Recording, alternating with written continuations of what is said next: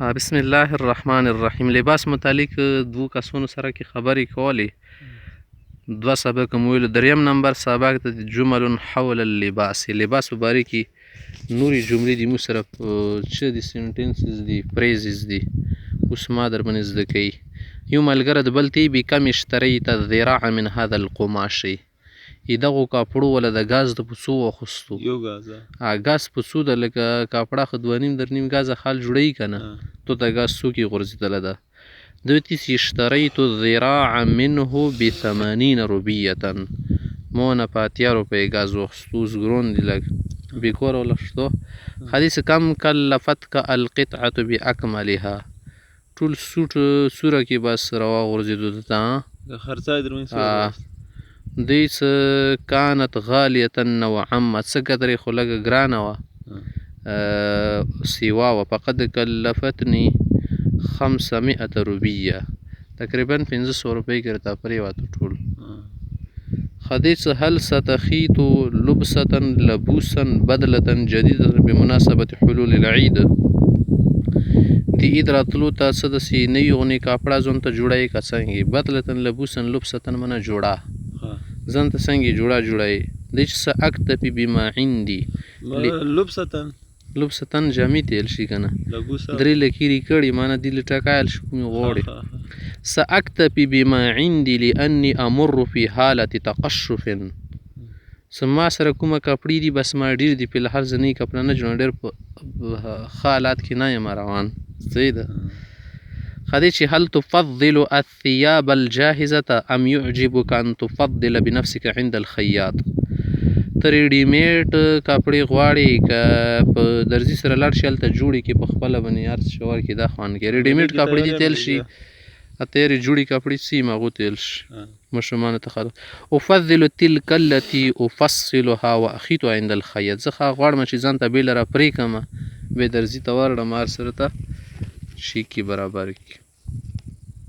ما هي عیوب الملابس الجاهزة. د تیارې کپړې ته ولې نه اخلي دي څه عیبونه دي. دی چې عادة قماشها ردیء دي ولا د کپړه چې د ډېره کمزوري 3-4 ووینځي بس بهترونه په جدا کېدو شي برش خو نه شي وړی. وقیاساتها غیر متطابقه مع البدن. او د دې ولا نه بدن سره ډېر کام جوړېږي. دا خو ته به کله ورشي هلته ښه به ځان چیک کړي که نه کله بیولي ته تانګ راوستلي کله یو ځای کله بل ځای. عفوا یا اخي فإن ثوبك قد فتق منها هنا. تا کپړه خو دلته نشلیدلې سورې شوي ده.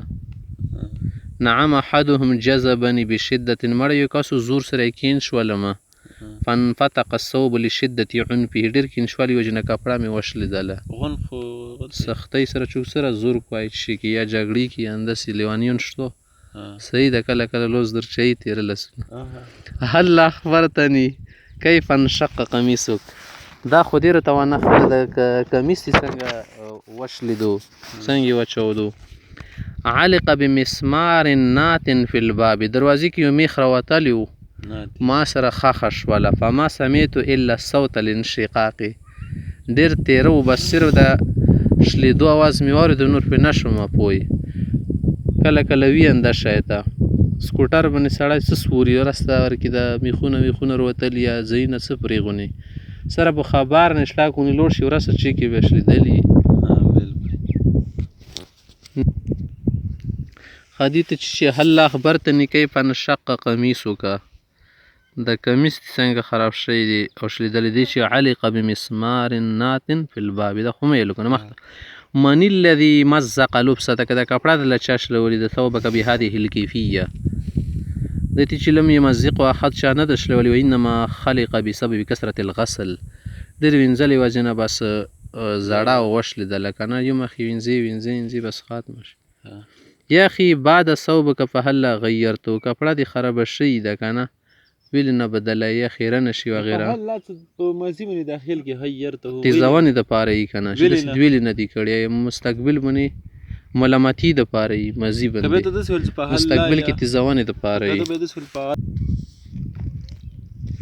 خادوتي که نه چې حسنا العید وشیک داسې هم نږدې دي. وسأنتهز الفرصة لاستبداله. د دې بدلوانې دپاره موقع ګورم ځان ته. خدې چې ما بال ثوبک مسقوب مخروم کپړه دې ولې شریدلې سورې شوي ده دې چې والله ما علمت به فتره ته ونه لګېده الا الآن وسأرتقه بعد قلیل اوس راته پته ولګېده خو پیوند ورته لګوم هسې پیوند ورته لګوم سأرتقو رتقه يرتقو منه پیوند ورته لګول لقد بلغ بعض الرجال من التميع ځنه کسان ډېر سټایلونه کوي دې حد ته رسېدلي ما یلبسونه ثیابا مطرزة باللماع هغه کپړې غوستهیي که نه چې هغه ډېر چمک دمک یې ورکړي نن سبا د پټۍ لګوي غوړو کې شونو کې صحیح شو ناهیک عن الموزة الغربية التي ما برحت تخنث الرجال کفي ده تا ته دغه انګریزي سټایل چې سړي خزانه کړلو صحیح ده التي ما برحت لګېده د سټایل یو مخې سړي خزانې کوي خنس یې خنس تخنیس منه خزاپړه شو ښځو غوندې یو مخې رنګي شیان لګوي سړي ولې لباس خاصې قدرتي ساده ده که ډېره ځون ته رنګینه واکسي د غوړې خو ګناه نشته د کومې مو کړي ښه نه دي که نه دا شیان خامخ ته یې چې لا ادري کیف صوغت لبعض الرجال انفسهم په دې نه پوهېږو یارې چې د ځنه کسانو ته زړه څنګه دا خبره ښایسته کړې ده ایرتدو البنطلون القصویر المهذبه چې وړوکي ونې پین شاټ وغیره او پتلون شي صحیح ده ما هو الا التقلید الاعمى للغربیین د انګریزانو بس ړوند تقلید ده حيث تقودهم اهواؤهم الیه څه به زدو خواهشات دارکینش کوي څه خواهشاتو پسې روان دي مقتنعین او مرغمین چې بس په هغه باندې ځان ته دا مطمئن دي څه لکه موږ ډېر ښه کار شروع کړی ده